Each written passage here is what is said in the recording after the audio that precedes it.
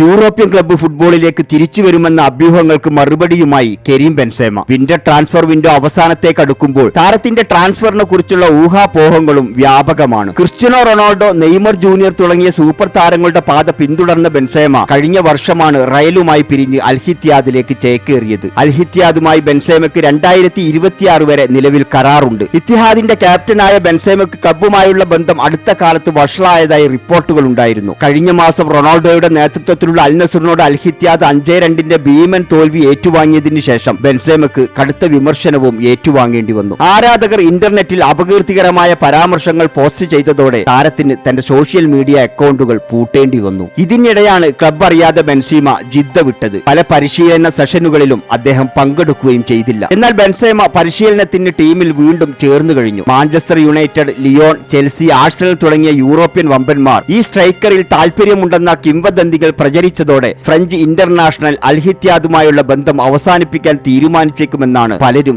കരുതിയത്. തെറ്റായ വാർത്തകൾ പ്രചരിപ്പിച്ചതിന് ഫ്രഞ്ച് മാധ്യമങ്ങൾക്കെതിരെ ആഞ്ഞടിക്കുകയും ചെയ്തു ബെൻസേമ. ഈ വാർത്തകൾ പൂർണ്ണമായി തെറ്റാണെന്നും ബെൻസേമ പറഞ്ഞു. ഫെബ്രുവരി 4 കിങ്സ് ഓഫ് ചാമ്പ്യൻഷിപ്പിന്റെ ക്വാർട്ടർ ഫൈനലിൽ അൽ ഫൈസയെ നേരിടുമ്പോൾ തീർച്ചയായിട്ടും ബെൻസേമ കളിക്കളത്തിൽ ഉണ്ടാകുമെന്ന് തന്നെയാണ് കായിക ലോകം പ്രതീക്ഷിക്കുന്നതും. നിങ്ങൾ ഈ ചാനൽ സബ്സ്ക്രൈബ് ചെയ്തിട്ടില്ലെങ്കിൽ ദയവ് ചെയ്ത് ചാനൽ ഒന്ന് സബ്സ്ക്രൈബ് ചെയ്യുക.